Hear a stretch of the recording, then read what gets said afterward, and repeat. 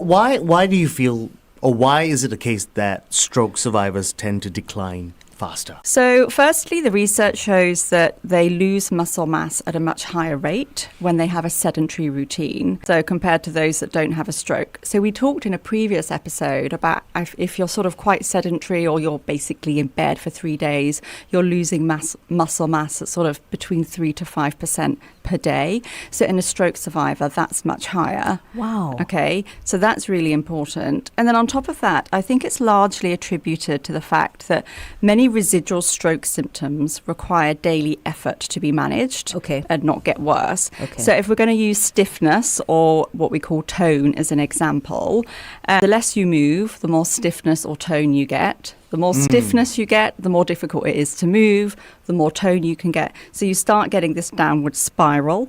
And then if you're having to concentrate more on your movement or push yourself more through that stiffness, you're going to get tired more easily. So that's going to make it more difficult to move. So you sort of, what can end up happening is people become higher risk of falls, or they start having falls. They start needing help for things like personal care that they didn't need before, which means they're moving less because they're getting more help, and that they can become, not going out and about so much, become isolated and lonely. And that's actually a really big falls risk as well, being isolated.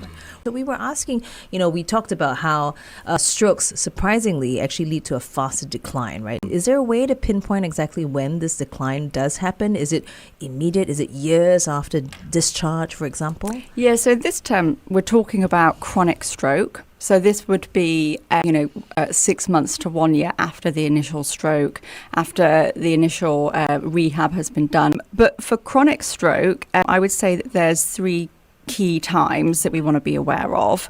So that's immediately after discharge.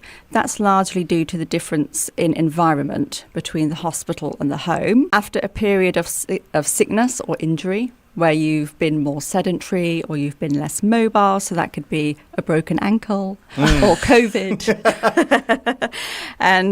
And then if there's a change in your daily routine that results in you doing less. So an example of this would be all the grandchildren have gone to school, or you employ a maid, or you stop work. Right. Or the dog has passed on, so you're not walking twice a day. Relatively big activity changes like that. And that one's a little bit more difficult to sort of pick up on sometimes, yeah.